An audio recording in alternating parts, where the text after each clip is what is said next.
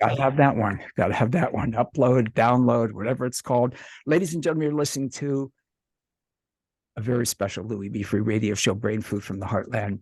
I am delighted to have the next president of the United States on with me, my good friend Steve Laffey, Mr. Fixing America. Louis, it's so great to be with you. Oh, it's wonderful. Steve, it's absolutely wonderful. And I'm so excited. I want to talk about the campaign. Yeah. We've got to go back. I've got a copy of Fixing America. You Are Not the Movie in my hand. You Are Not Alone. Subtitle. Yeah. Well, take us back. Take us back. Take us back how far? We'll just take us back to Cranston. Okay. I grew up in Cranston, Rhode Island, for people in Youngstown or wherever it may be listening to the show all over the country. But, I went off to Harvard Business School and in a financial world and helped run one of the major Southern-based investment banking firm. And then after that was over, we sold the firm. I decided to go back to Cranston, Rhode Island, and the city went bankrupt. So we spent 4 years after I was elected in a very tough race. And I wouldn't have been elected 4 years earlier, I don't think, or even 4 years later, maybe. But at the timing of the fact that I was a financial expert in the city, had such a bad financial problem, and I'm a local kid, that we won re-election. The city had the most rapid turnaround in the United States history of any city, big, small, state, country, you name it. And so that's what I am. Afterwards, I ran for the Senate. There's a book called Primary Mistake. But even more importantly is when in 2011, I thought that we had about 10, 12 years, and I had to make a movie about fixing America. And I drove the United States of America, came to Youngstown, met with you, talked to Steve Forbes on the phone, and went around the country. Yeah, Steve Forbes was on. Yeah. Yes. We were going to go to Steve Forbes, who helped me in the Senate race, and wonderful man with the flat tax. But he happened to call in that day. So we did him on radio, along with, but the movie is a very moving, film. And what really sort of still gets me and why I'm running is that America continually refuses to directly confront our problems.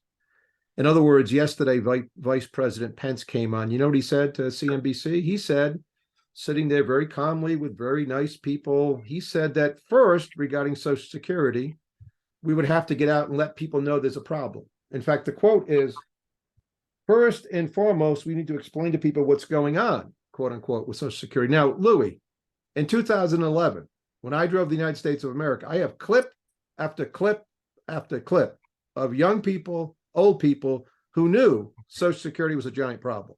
I didn't meet anybody who didn't know. I haven't met anybody on this campaign trail. But this is my campaign and why I'm running, because we got to change the nature of the debate. That's why Vice President Pence is still out there saying things. It's non-controversial. By the way, he also said yesterday, this is the Vice President of the United States for 4 years in a multi-year congressman for years before that.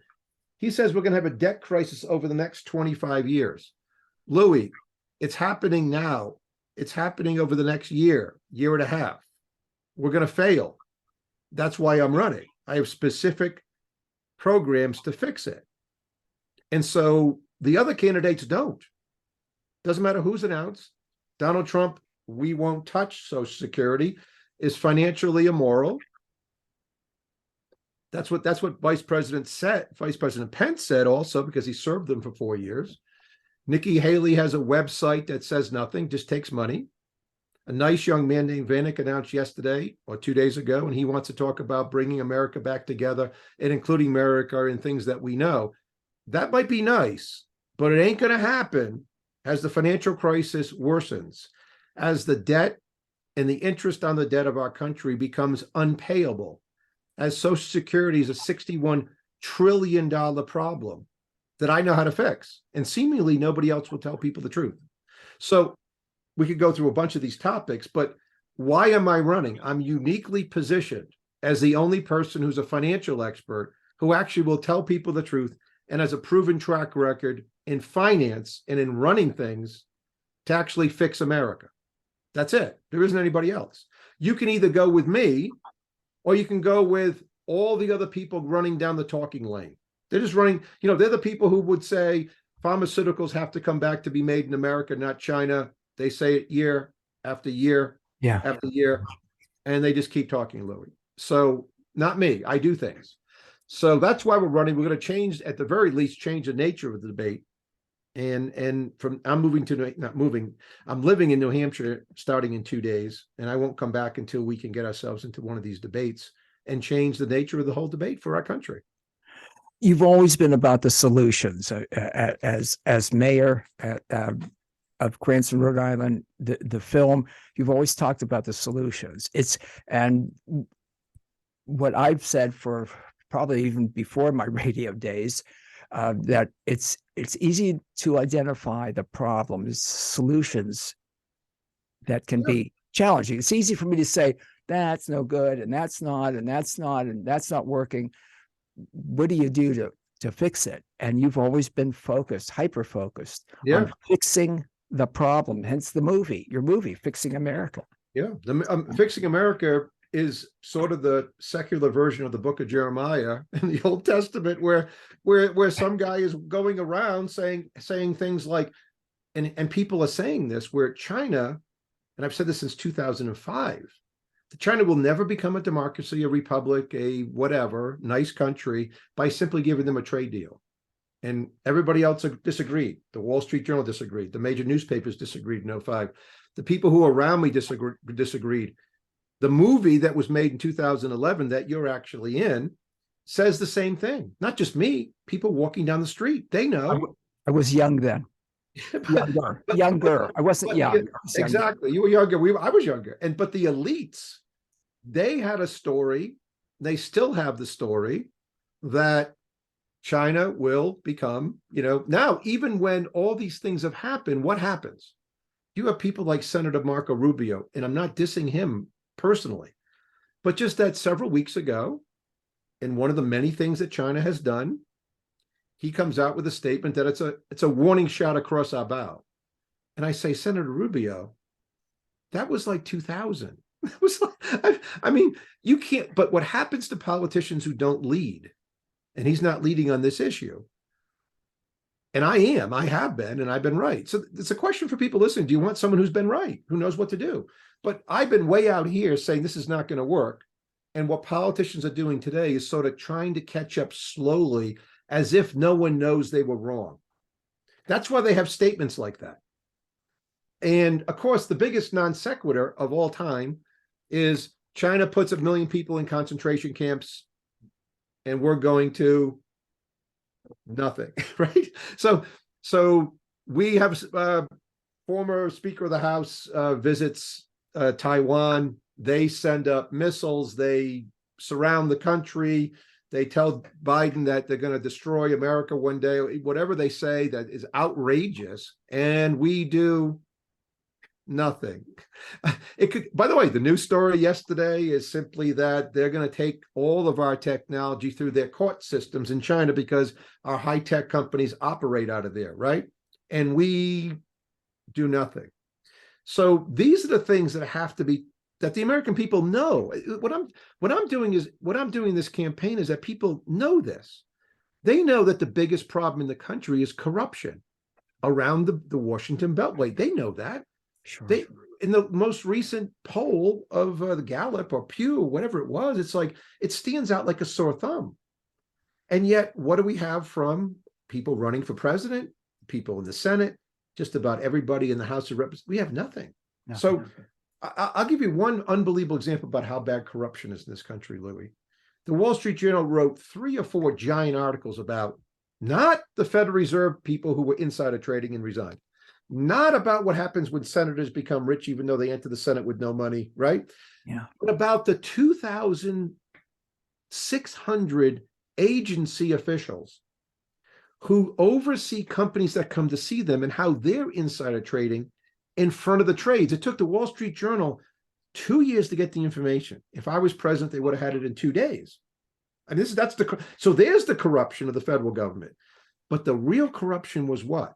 After the articles ran, you're expecting to see Senate hearing, right? Senate hearings over everything, Louis. Congressional insight, looking into their... You would think, right? You would think that would be the immediate reaction. Crickets. Yeah. Nothing happened. That's really the corruption, that nothing happens. And so we've got to stop that. We've got to have a Justice Department that treats white collar criminals the same way they do other criminals. Yeah. If you've noticed in the last 15 years, anybody listening knows this. Companies like JP Morgan have paid out at one point over a 5-year period about a third of their pre-tax income in fines. Did anybody go to jail for whatever they were paying fines for? Nobody. Yeah, and that's something that's always troubled me. You know, yes. if you're not putting someone in jail or prison or something, and they've got lots of money, especially if it's not theirs personally, if the corporation's paying it, I don't want to say who cares, but how do you learn a lesson? If I do something like that, I'm going to prison. I'm going to jail. Yes, you are, and I've got a price to pay. How about a Justice Department that doesn't settle white collar crimes? It takes them to court. I mean, right? And so what happens to these large banks is that they have built into their profit margins, paying out an enormous amount of fines, and they're fine.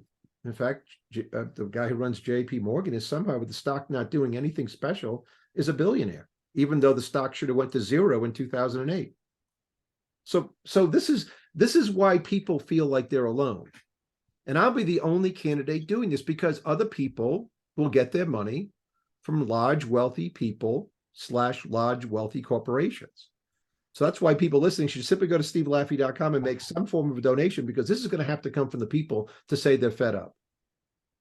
For me to be successful, it's got to be people all over the country. That what happened at the beginning to Herman Cain, the way people viewed Ross Perot, the way other people have broken through. Your friend Herman Cain. Yes, Herman Cain was great, and that's why I've adopted his 999 plan.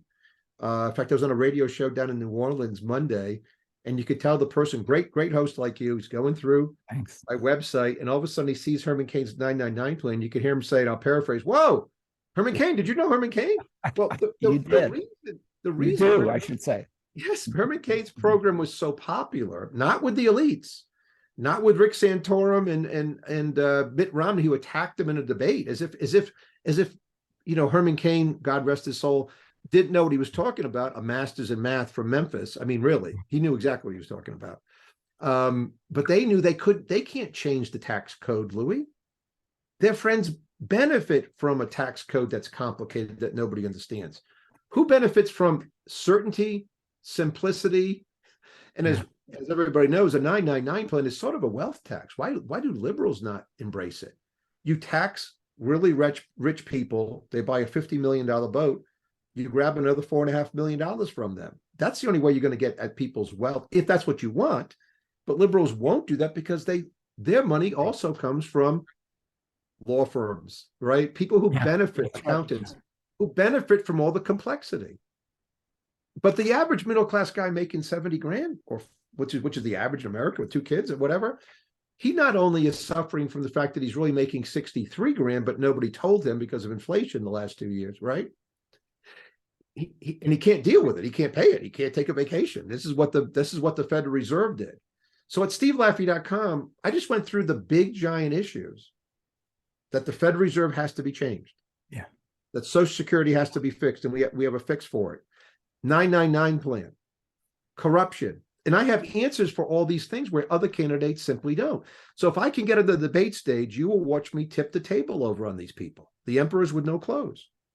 That's what has to happen. That's why I need everybody listening support. SteveLaffey.com. SteveLaffey.com. We've got the links up, WFMJ.com, LouisFreeShow.com, LouisBFree.com, I think. All the sites the antennas have set up. But when you think about the solutions, again, Social Security, I mean, we hear it all the time. I'm not going to touch it. I'm not going to. Well, it needs fixed. Yeah. And do you want me just to run through it? I would love for you to run through that, because that's something that as soon as you said Social Security a little earlier, I got a couple of emails about that. Yeah. So it's a $61 trillion unfunded liability, right? So at stevelaffey.com, you can just click on it when you go to Social Security under issues. You can go to the actual website of the federal government.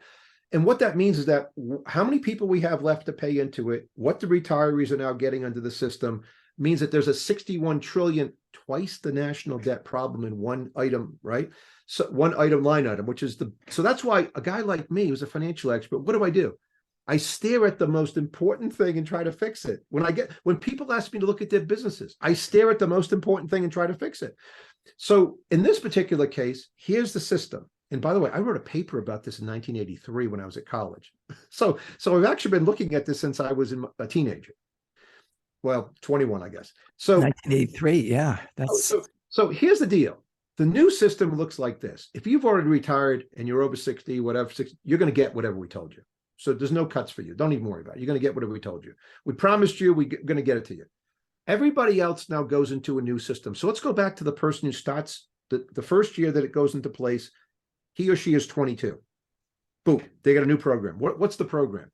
They pay in, like in Social Security, and that is invested not in nothing, not in like nothing, right? Which is today. It's invested in a worldwide basket with one giant computer, no Charles Schwab, no Fidelity, no brokers taking the money.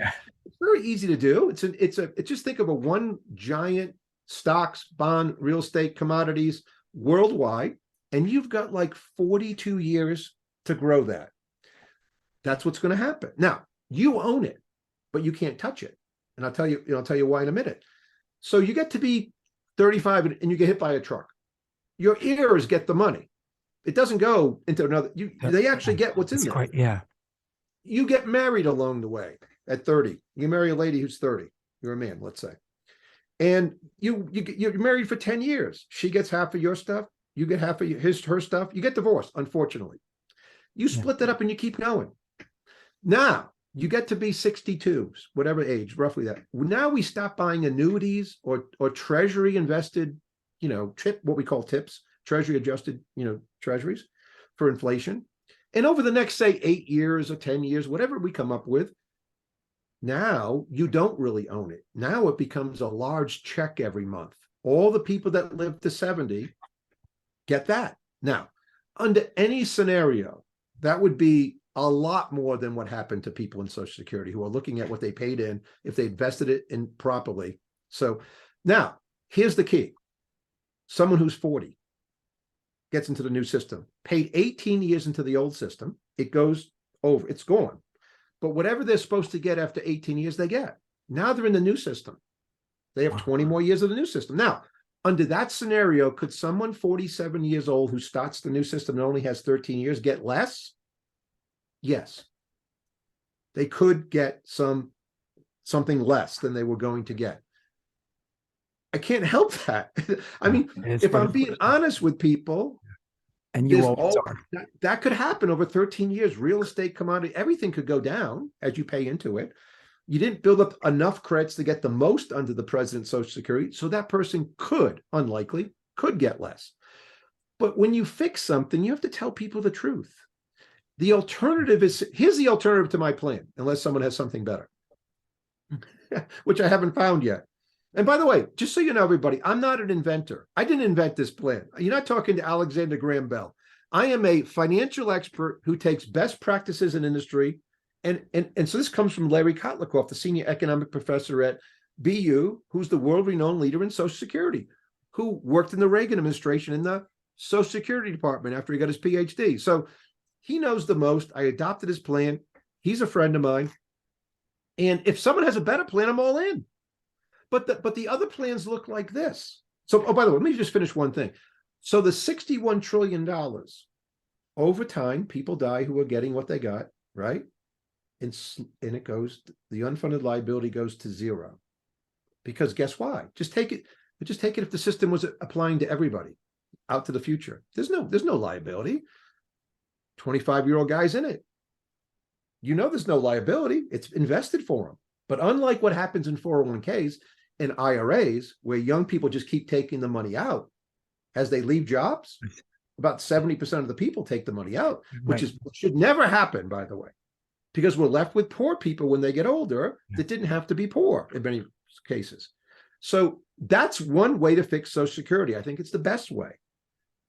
I think people, by the way, instead of executive orders, why don't we take that, if I'm president, to Congress and argue it out? Maybe we'll end up with 2 years difference. Maybe there'll be a 4-year phase in. I don't know.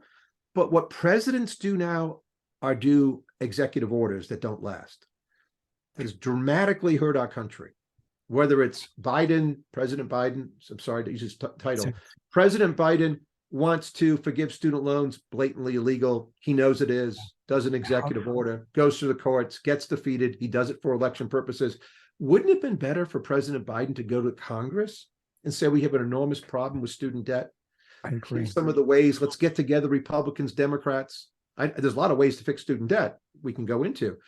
But to end with Social Security, if we could do that before the crisis really hits, we could then move to Medicare, Medicaid, right? So we could then take another problem and find a way to solve these problems. And for example, one of the really great problems in the world today in America is that we spend about 18% of our gross domestic product on healthcare. And if you go to Switzerland, you'll see that they spend about 12. So we're leaving over $1 trillion on the table due to patent laws, which patents get extended for these large drug companies. We pay more than any other country for the drugs that we get. By the way, the drugs are made largely in China. And if they cut them off, this is one of the reasons that politicians don't do anything about China. They're afraid of getting cut off from the supply chain. By the way, we as individuals are going to have to take some responsibility for being healthy, Lou.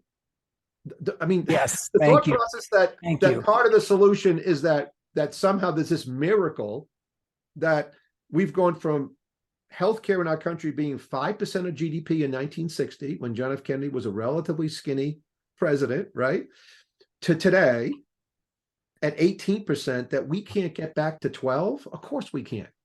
But we're going to have a different system that includes best practices, for example, and who know, and by the way, who would know more about healthcare running for president than myself? 6 kids. Yeah.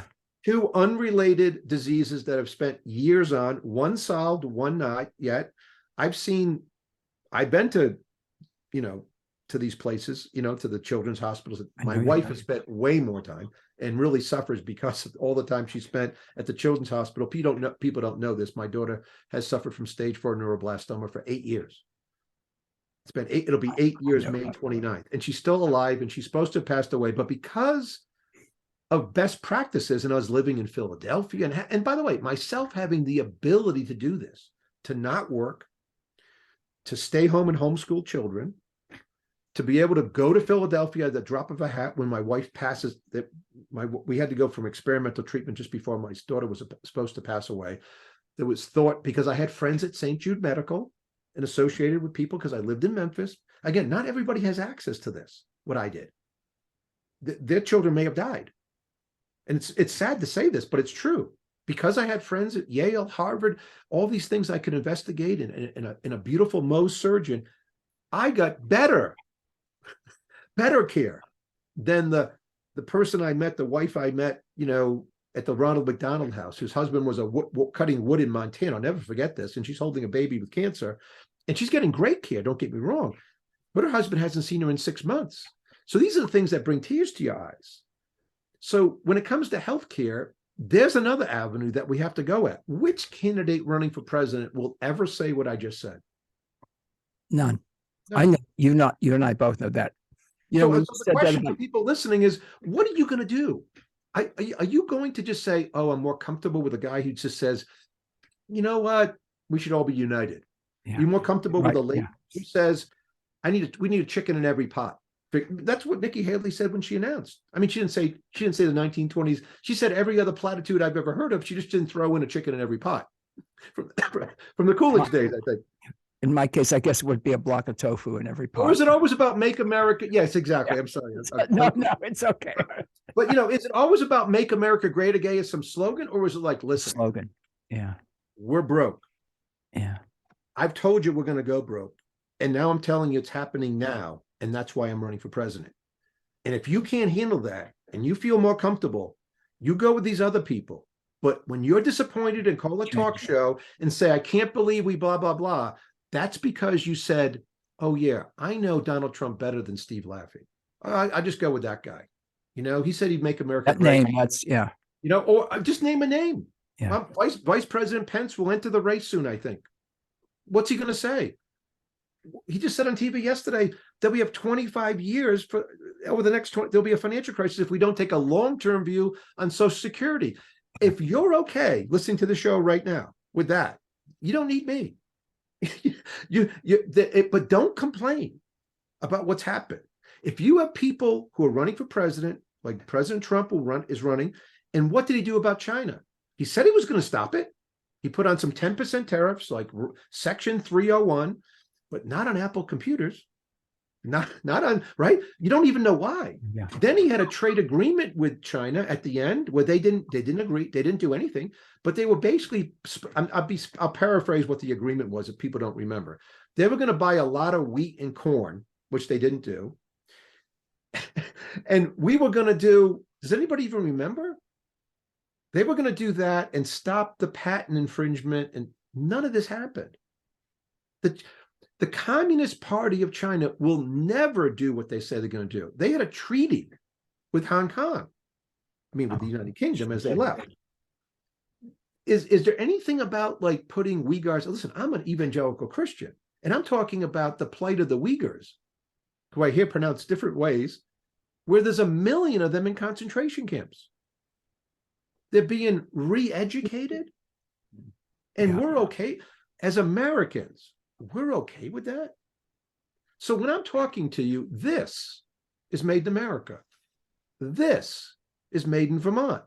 My jeans, if I stood up, because it looks like I'm wearing a suit, but I'm really not, are made by the All-American Clothing Company, right? My belt is made by Filson in Seattle. Your snap shirt by Brooks Brothers, which I can't find a good shirt anymore from Brooks Brothers. Seems like they closed it down. But I have other shirts made in America. But wouldn't it be better for someone to say, and listen, I know not everybody can afford to do everything that I do. I totally get it. I would rather have 2 $68 ties than 15 $7 ties made in China, because this is made in America by Bow Brothers. This suit is a Hickey Freeman, and a Hickey Freeman suit is expensive. Now, my wife found them on Amazon, made in America, regular, and got them for $300, and I spent $50 to tailor them. I only have 2 of them. So you're going to see the suit the whole time. I can't find one anymore that I'm willing to. I totally get it. My 3 cars are made in America, right? And I've had a car not made in America. And I tell people, if you really want a Porsche, you've made it big, you want to go buy a Porsche. I'm not a Porsche is made in Germany. But wouldn't it be better to have a president who starts off by actually doing what he says you should do? Yes. But it doesn't, we're going to try this. We're going to go. We're going to campaign. I know what I'm doing. And we're going to go to doors and tell people this. But the question is, do you want to do this, folks? Because if you do, you either have me or the same junk you got on both parties since Clinton left office.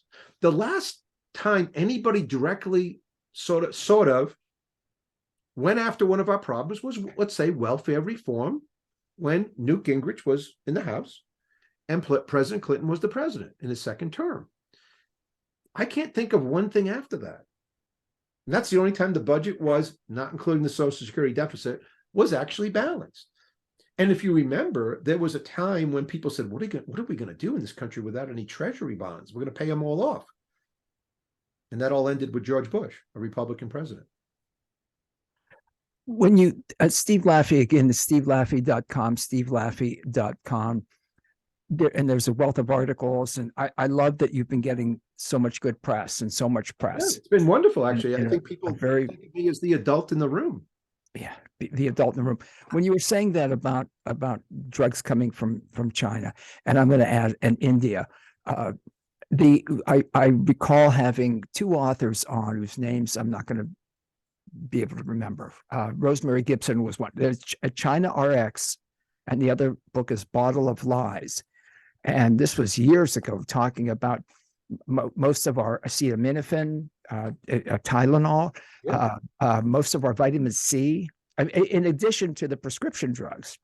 Now look at all the prescription, all the antibiotics, the generic antibiotics. And I remember a number of years ago talking about this, Steve Laffey, that a war with China, all they have to do is cut off the drug supply to the United States, and people. It's awful what I'm saying we, not elected officials, but we've allowed to happen. Yeah, The same style or the same type or the same types of people in over and over and over that don't have a fix, that don't doing what you're doing, that don't have the solutions. When I think about the debt, and again, your expertise, because again, financial services, et cetera, and all of your knowledge, experience, and wisdom with this, but it's getting bigger and bigger. I mean, if you go to that clock, I can't even look at it anymore because of how quickly it's running. Eventually, we're going to hit a wall. Yeah. I've read about it just the ball is here, and it's something that I made when you were in the movie. There is an extra 1 minute video that we put in about when the debt passes 20 trillion, and it wasn't there yet. And we were talking about the debt that we actually borrow, which is roughly 25 trillion today. But once we pass 20 trillion, what we borrow from the public, including China, about $1 trillion from China, there's mathematically no going back with an economy this size. So we became 100% of debt to GDP on what we borrow. That's like Greece. And so now we're at a point where, because the Fed kept rates too low and made them artificially low at zero, the interest on the debt seemed to be normal when you looked at an economy or a budget like ours.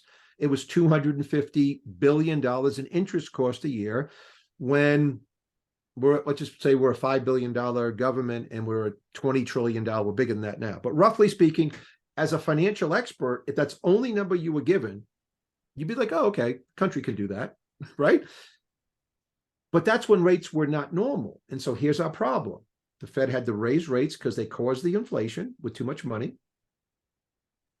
And then we can never go to normal. People say, what do you mean, Mr. Laffey? Well, normal would be borrowing at 6% as the average interest on our debt. Well, I mean, I can pull out the calculator, give you the exact number, but when you say 0.06, enter and type in 24 trillion, you get a number much larger than $1 trillion on the debt. So when you get that number and stare at it and know that we're going to go from borrowing $250 billion to pay the interest to 1.3 trillion to pay the interest, you have to say to yourself, in a $6 trillion government, where's the extra trillion come from? And the answer is it doesn't. It doesn't. We're broke. So the Fed can't take interest rates down to zero again because inflation would keep going up, right? So now this is why I'm running. The rock in the hard place is here. Yeah. It's here now. I used to say it's coming. I've been on your show since we made the movie. Yeah. I said it was coming. I didn't say it's here. Everybody could play the tapes, which I've kept. I'm now saying it's here, that over the next year and a half, it's over. And when you saw what happened in Greece in 2008, I get we're a much bigger economy than Greece and whatever. But look what happened in the UK when they had the shortest serving prime minister, who came under the old Reagan program. Remember, this lady came in. She said, I'm going to cut taxes. We're going to do some deregulation. And then we're going to get around to cutting spending. And the pound plummeted. The Great British pound, their currency plummeted. And she was gone. That's the 6th largest economy, I believe, in the world. That's not Greece. That's the UK, the former world power. And now what, a great ally and a real country. Sure. I've been to it 50 times, wonderful people, but a real economy with real technology, a real financial district, right? It happened to them. And they had to change course immediately. And now they don't know what to do. They have a new prime minister who's trying different things, but not trying tax cuts. It worked with Reagan because we came out of the 70s and we still had relatively low debt to capital. So, and we had marginal tax rates of 70%, not starting at 28, right? So it's not working now. It's not going to work in America now, but it's basically what my Republican brethren want to do, right? So wouldn't it be better to have an adult in the room to say no? And wouldn't it be better to do what I did in a macrocosm in Cranston, to be able to say to the American people, you're not going to like a lot of this. I remember. But you have children, right? Or you have nieces at least. But we have to acknowledge that the people over 60 have been the worst generation. We've let this happen and destroyed the children's future. And that's why I'm running, to reverse that.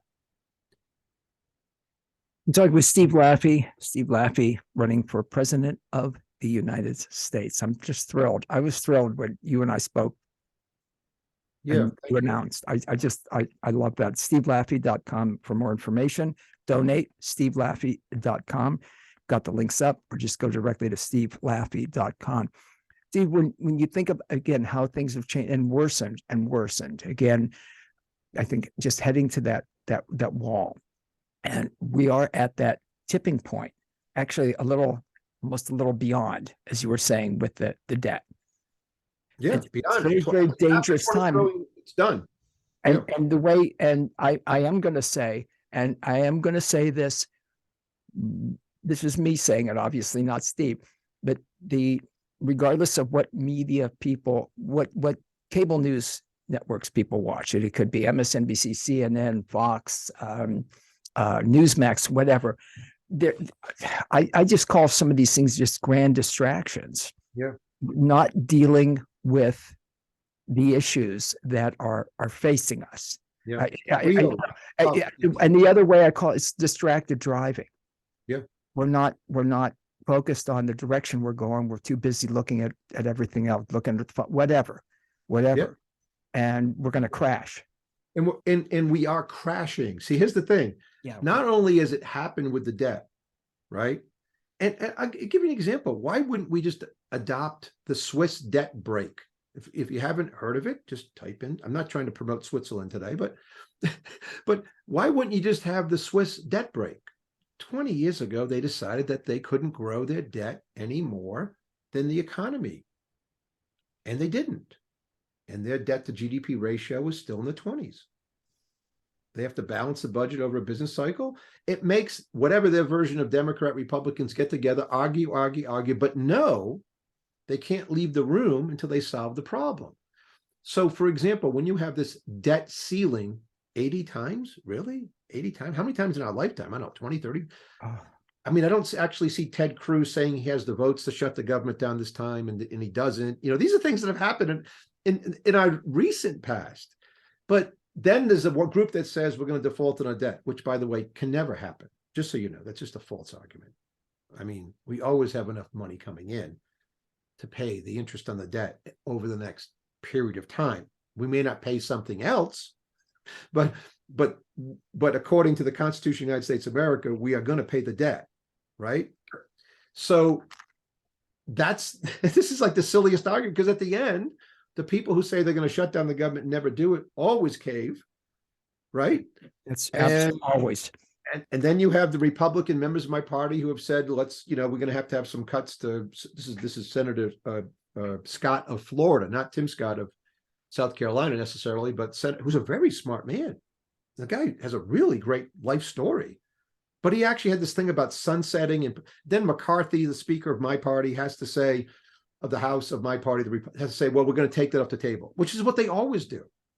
Now, again, to solve this short debt time, of course they have to do certain things, but wouldn't it be better to say, here's the crisis, let's get Laffey in, right? By the way, if we fixed it and I wasn't the president, I'm totally okay. I've got these 6 wonderful kids, a beautiful wife. I don't need to go separate myself from them when I love hanging out with them every single day, as people know. I only do this because I have the time, the ability to get this message out. And I have one more time to do it. I'm not doing this when I'm 80, Louis. I'm not. I don't know what these people are thinking, right? I'm not doing it. I'm 61. And because I don't drink, don't smoke, and I'm perfectly healthy, I feel like I'm 30 and I can do this. I can stay up all night and do this. I could talk to you for 6 hours straight, as you know, wouldn't bother me at all. Yeah. So for some reason, I have the ability to have the energy to do this right now. And I think someone has to do what I'm doing, at the very least, to change the nature of the debate. I you know how I feel about that, and about you, Steve Laffey, SteveLaffey.com. one of the other, again, you were talking about healthy and health and how much for medical care. And you certainly have experienced it. And if you don't mind, I hope you don't mind if I say, since you mentioned about Sarah, I still can remember when you called and told me. I remember. I still remember. Told you that Saturday on May 30th. Yeah. 2015. I remember. Believe me, I remember. And I'm so glad she's doing, hanging in there and doing okay. The president, she's just too young. I'm serious. My daughter Sarah should be the president. She's just too young. Yeah. I mean, 25 now, and she suffered more than anybody should.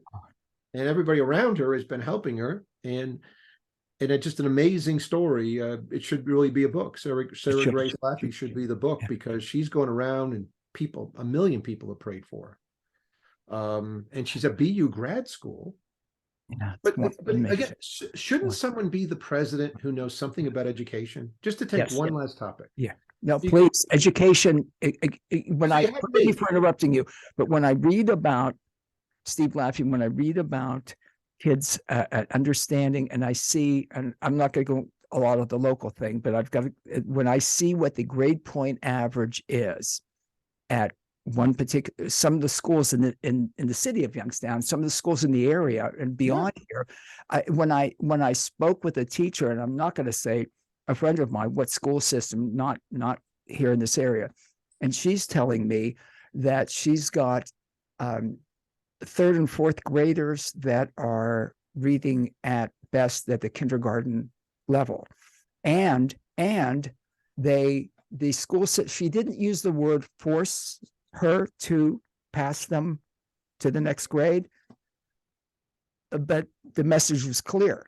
So if you've got a kid that's, let's say, fourth grader that's reading at a first grade level, and then they go to fifth grade and they're not, I mean, when do they catch up ever? Never. I've said for as long as I can remember, we're giving graduation diplomas to kids that can't read them.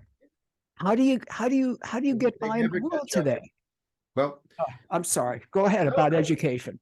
So given my background, a public school kid who's directly as mayor dealt with antagonistic school committee people and solved their problems, who has 6 children and put them in Montessori, public, private, Catholic, and when my daughter came down with cancer, personally homeschooled the last 3.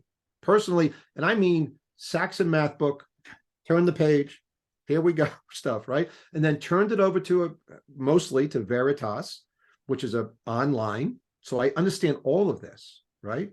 I taught the top finance course at the University of Rhode Island. I get it. So where would you find someone with my background? Nowhere. So when I say to you that the public schools aren't going to be fixed, that we need to get every kid out of them over the next 10 whatever years, by hook or by crook, and I know it's not the federal government that's going to do that, but wouldn't it be better to have a president who could speak intelligently about all these issues? Generally, you find I'm not saying bad, but Democratic candidates who talk about that they don't want charter schools, they don't want vouchers, and their kids go to private schools, right?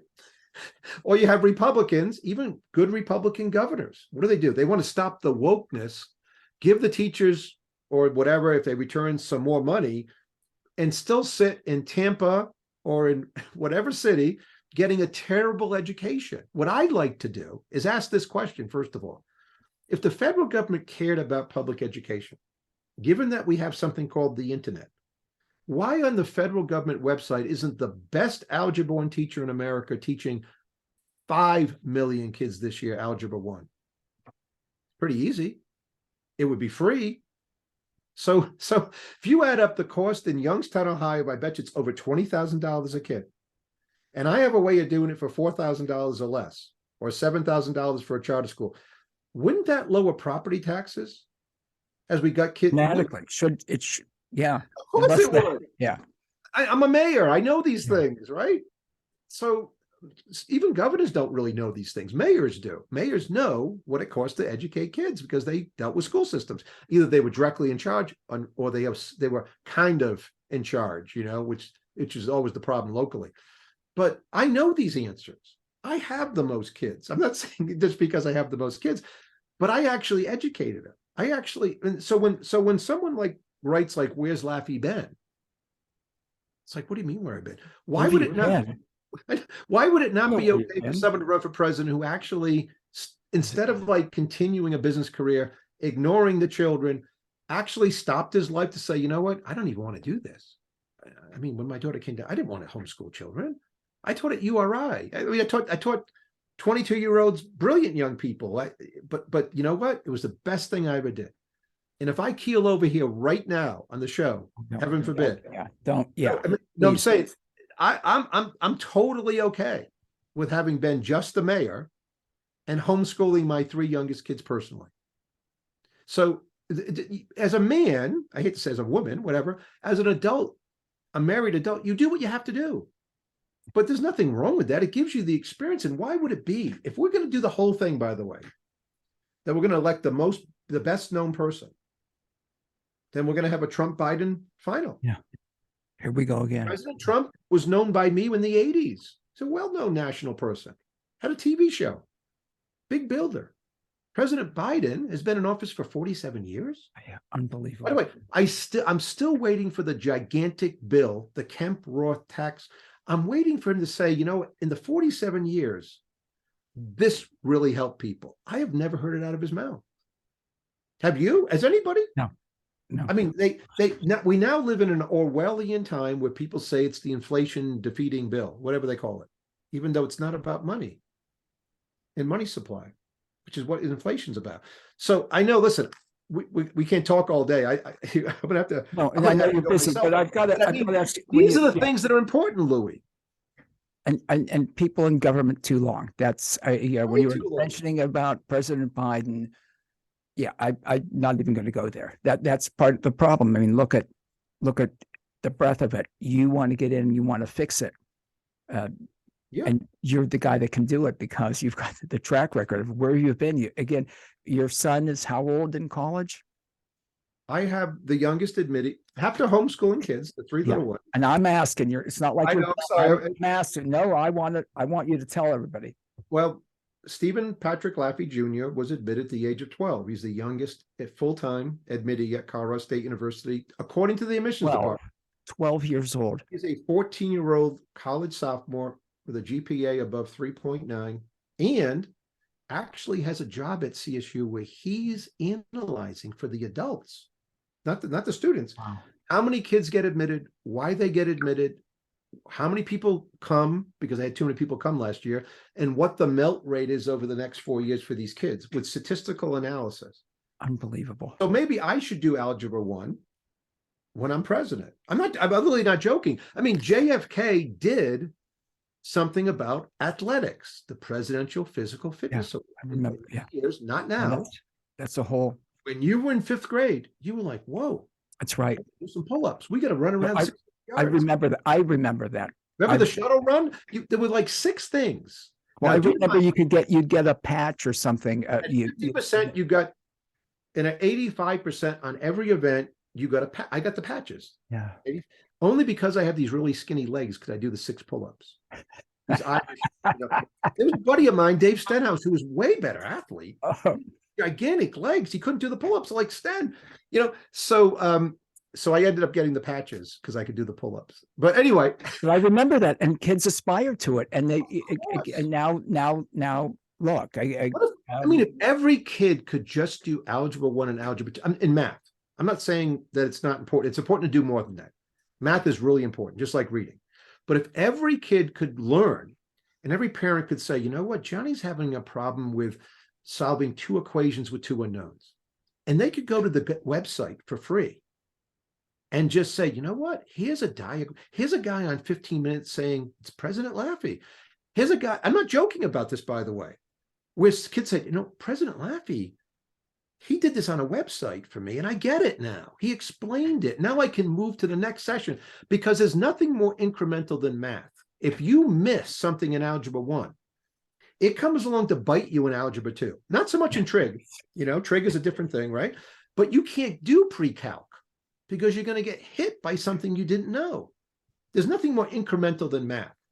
And by the way, I've taken 3 calculus courses in college. I took advanced statistics. I got a probability. I wasn't a math major because I didn't like the theoretical part of it. I just like to do card games. I like the statistics work. So I let I stayed just as an economics major. When it started being like, proving that the gamma distribution is really the normal distribution, I'm making this up. Minus 2 degrees of freedom. I was like, I'm not doing this. These are like 3-page proofs. But again, wouldn't it be better to have a president who actually understood what needed to be done and was doing it with his own kids? It seems like it would. Yeah, absolutely. And again, solution oriented, not identifying problems, and then with the solutions to those problems. And that's what I've always loved about you. It's easy to identify the problems. It's more challenging, obviously, to come up with the solutions. You make people unhappy. When I talk about obesity, I'm not making fun of people. No. Obviously, some people would be unhappy to even hear the word. But obesity is 40% of our cancers in our country. And look at childhood obesity now. Look at the rates of childhood obesity. And it has to stop. Yeah, it has to stop. And the solution is not, forgive me, and I hope you don't mind if I go here. The solution is not a diabetes drug that makes you lose weight, and then it's problems. Or an operation on a 13-year-old. I mean, that's, oh my God. Oh, this is crazy, Tony. It is. I agree with you. So the website, stevelaffey.com. Yeah. Go to stevelaffey.com. By the way, I encourage you to go to the other candidates' websites because you'll see nothing but asking you for money. Now, I have a donate button and I want you to give some money. Don't get me wrong. But at least I have a button that goes to 5 complete solutions that, by the way, I'll keep expanding with them. I know you will. I expanded Social Security to be even more complete. I'll expand education over the next couple of weeks. I just had to get going, so I had to just get some things in there, right? But I'll expand it more and I'll expand what needs to happen. But I understand it and I will fix it for you. And you won't like it, people of America, that much. At the beginning, you won't like some of it, but you'll know it's better for the children. And that's what we got to do. Steve, I've just got to say this, that when you, if you don't mind, it's kind of exercising, when you first start, you get challenging. Sore. Yeah, you get sore. You still get, you push. You get to the point where you're running. I know a friend about running and we talked about, I said, just, walk, then walk a block, run a block, whatever, and build up to it. It's challenging at first. And then you, of course, want to keep going. The idea is, there's some pains, growing pains, if you will, but you're growing towards a better future. We need leadership of leaders who who attempt to buy stuff made in America. No one else seems to even want to talk about it. No. Who attempts to educate his own children. Even if I had failed at some of this, all 6 kids are well educated, but who attempts and then says, why don't you try it too? That's what we need. God bless you. That's what we need. God bless you, Steve Laffey. I've loved our relationship over many, many years, and I'm thrilled that you're running. I love you very much. I love Youngstown. I know everybody's listening around wherever they want, but let me tell you something. When I came to Youngstown, Ohio, and I saw that flag, which is on the movie. Yeah. I saw the desperate nature of some of the people that we got to know. Yeah. I know they want to fix it. They just got to hear who I am again. That's my job. Yeah. But it's also the people listening right now's job. Spread it around. Go to Twitter and find at Steve Laffey and retweet what I'm doing if you like it. Do it because it's growing, but it needs to grow. And what happens usually it just explodes. Yeah, and then get into the debates. And again, I love the media coverage that you've got. We'll catch up again. My love to you and your family. Whatever you want. Snapshirt brother number 1. Love you. The snapshots are I'm number 3. Remember, your son. Okay, you're number 3. The Made in America. I'll never forget you said Made in America. Yeah, I love you, buddy. I love you too. Thank you. Thanks, Steve Laffey, ladies and gentlemen, on the Louis B. Free Radio Show, Brain Food from the Heartland. I love